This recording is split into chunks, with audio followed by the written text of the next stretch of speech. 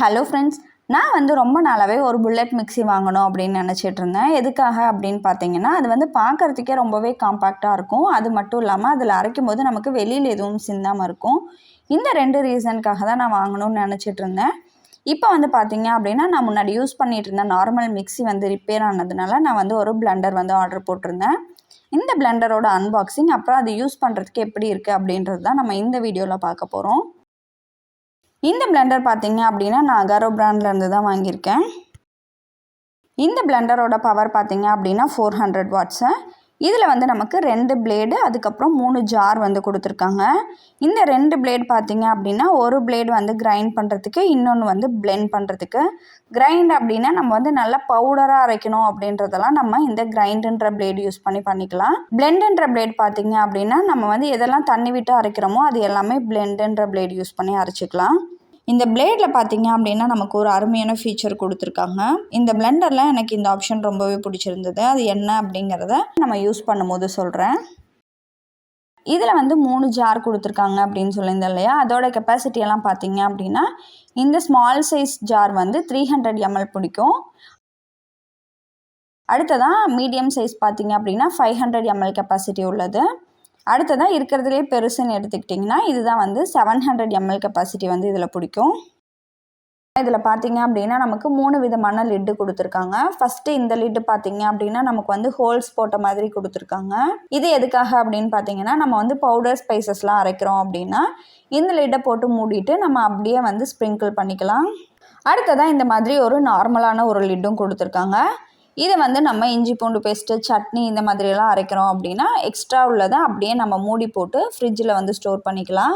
இந்த மாதிரி ஒரு ஃப்ளிப் டாப் லிட்டும் கொடுத்துருக்காங்க. நம்ம வந்து ஸ்மூத்தி அப்படி இல்லைன்னா ஜூஸ் இதெல்லாம் செய்யும் போது இந்த லிட்டை போட்டு நம்ம அப்படியே மூடிட்டு எங்கே வேணும்னாலும் எடுத்துகிட்டு போய்க்கலாம். அப்படி இல்லைனா ஃப்ரிட்ஜிலையும் ஸ்டோர் பண்ணி வச்சுக்கலாம். இதில் கொடுத்துருக்கக்கூடிய 3 ஜாருமே நமக்கு வந்து PPA ஃப்ரீ பிளாஸ்டிக்கில் தான் கொடுத்துருக்காங்க. ஆனால் அதோட பிளேடு மட்டும் நமக்கு ஸ்டெயின்லெஸ் ஸ்டீலில் கொடுத்துருக்காங்க. அடுத்ததாக இதுதான் வந்து பார்த்தீங்க அப்படின்னா நம்மளோட பேஸ் யூனிட்டு. இதோட பவர் பார்த்தீங்க அப்படின்னா 400 வாட்ஸ் தான். இந்த பேஸ் யூனிட்டில் வந்து நமக்கு எந்த ஒரு ஆன் ஆஃப் ஸ்விட்செல்லாம் எதுவுமே இருக்காது. நம்ம வந்து ஜாரை வந்து இது உள்ளே வந்து வச்சுட்டு லைட்டாக ப்ரெஸ் பண்ணி ரைட் சைடில் ரொட்டேட் பண்ணோம் அப்படின்னாலே நம்மளோட பிளெண்டர் வந்து ஒர்க் ஆக ஆரம்பிச்சிடும். ஸோ நம்மளோட மெயின் சுவிட்சை ஆன் பண்ணிவிட்டு ஜாரை ஃபிக்ஸ் பண்ணாலே போதும், இது வந்து ஒர்க் ஆக ஆரம்பிச்சிடும். இந்த பிளெண்டரில் ஸ்விட்ச் எதுவும் இல்லாததுனால இது வந்து ஒரே ஸ்பீடில் தான் ரன் ஆகுது. லோ ஹை அப்படின்ற மாதிரி நம்ம எதுவும் அட்ஜஸ்ட் பண்ண முடியாது. இதில் கீழே பார்த்தீங்க அப்படின்னா நமக்கு 4 ரப்பர் புஷ் கொடுத்துருக்காங்க. இந்த ரப்பர் புஷ் வந்து நமக்கு அந்த அளவுக்கு க்ரிப்பாக இல்லை. இதோட கெப்பாசிட்டி பவர் ரெண்டுமே கம்மி அப்படிங்கிறதுனால இந்த மாடலுக்கு இதுவே ஓகே தான். இதில் வந்து மேலே பார்த்தீங்க அப்படின்னா ஒரு ஹோல்ஸும் கொடுத்துருக்காங்க. சப்போஸ் நம்ம அரைக்கும் போது ஏதாவது வளைஞ்சுது அப்படின்னா இந்த ஹோல்ஸ் வழியாக கீழே வந்துடும்.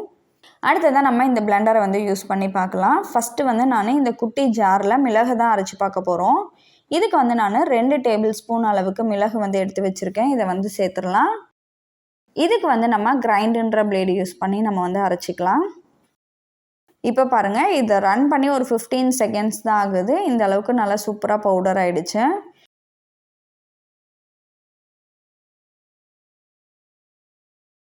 சப்போஸ் நம்ம வந்து ஆம்லேட் ஏதாவது செய்கிறோம் அப்படின்னா இந்த பெப்பர் கூடயே கொஞ்சம் உப்பையும் போட்டு நல்லா கலந்துட்டு இந்த ஹோல்ஸ் உள்ள மூடியை போட்டு நம்ம மூடிட்டு இந்த மாதிரி நம்ம ஈஸியாக ஸ்ப்ரிங்கிள் பண்ணிக்கலாம். அடுத்ததாக நம்ம வந்து இதில் ஜிஞ்சர் கார்லிக் பேஸ்ட்டு தான் அரைக்க போகிறோம். இதுக்கு வந்து நான் ஒரு சின்ன துண்டு இஞ்சியை வந்து கட் பண்ணி எடுத்து வச்சுருக்கேன். இது கூடவே ஒரு 30 பல் பூண்டையும் சேர்த்து நம்ம வந்து அரைச்சிக்கலாம். தேவைப்பட்டுச்சு அப்படின்னா லைட்டாக தண்ணி சேர்த்துக்கோங்க.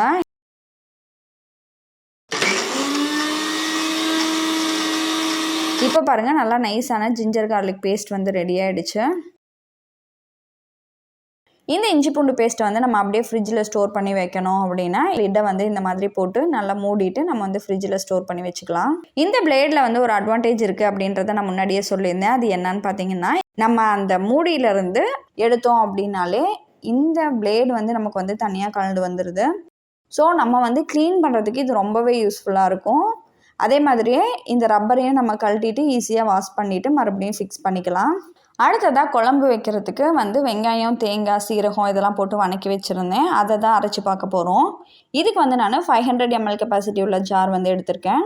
இதை வந்து அரைக்கிறதுக்கு நம்ம பிளெண்டுன்ற பிளேடு தான் யூஸ் பண்ண போகிறோம். இதை போட்டு நல்லா க்ளோஸ் பண்ணிவிட்டு நம்ம அரைச்சிக்கலாம். இதுவும் பாருங்கள் நல்லா சூப்பராக அரைச்சி வந்துருச்சு.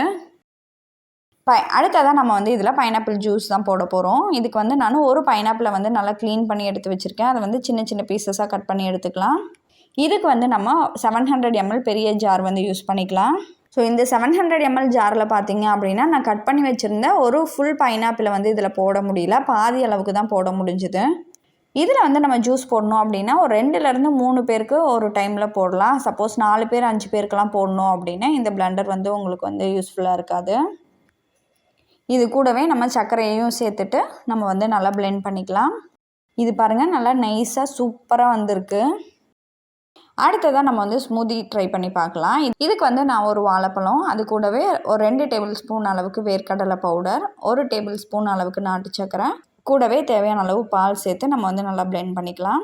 இதுலேயும் அதே மாதிரியே 2 பேருக்கு ஸ்மூதி வந்து நம்ம தாராளமாக போடலாம். இப்போ பாருங்கள் ஸ்மூதியும் நல்லா சூப்பராக ரெடி ஆகிடுச்சு. அரைக்கிறதெல்லாம் ரொம்பவே சூப்பராக அரைச்சிருக்கு. அடுத்ததான் நம்ம நார்மல் மிக்சிக்கும் இந்த பிளெண்டருக்கும் உள்ள நாய்ஸ் லெவல் எந்த அளவுக்கு இருக்குது அப்படின்றத பார்க்கலாம். நார்மல் மிக்சியோட நாய்ஸ் லெவல் பார்த்தீங்க அப்படின்னா ஆவரேஜாக 92 டெசிபிள்ஸில் இருக்குது. இந்த பிளெண்டரோட நாய்ஸ் லெவல் பார்த்தீங்க அப்படின்னா 70 டெசிபிள்ஸ் வந்து ஆவரேஜாக இருக்குது. ஸோ நார்மல் மிக்சியை விட இதோட நாய்ஸ் லெவல் வந்து கொஞ்சம் கம்மியாக தான் இருக்குது. இந்த பிளெண்டரோட பவர் பார்த்தீங்க அப்படின்னா 400 வாட்ஸ் தான் அப்படிங்கிறதுனால நம்ம வந்து இதை யூபிஎஸ்லேயும் ரன் பண்ணிக்கலாம். இந்த பிளெண்டர் பார்த்தீங்க அப்படின்னா மேக்ஸிமம் 3 பேர் தான் இருக்கீங்க அப்படின்ற பட்சத்தில் இந்த மிக்சி வந்து உங்களுக்கு யூஸ்ஃபுல்லாக இருக்கும். ரொம்பவே நல்லாயிருக்கு. இந்த பிளெண்டர் உங்களுக்கு வேணும் அப்படின்னா நான் கீழே டிஸ்கிரிப்ஷனில் லிங்க் கொடுத்துருக்கேன். வேணுங்கிறவங்க செக் பண்ணி பாருங்கள். நன்றி.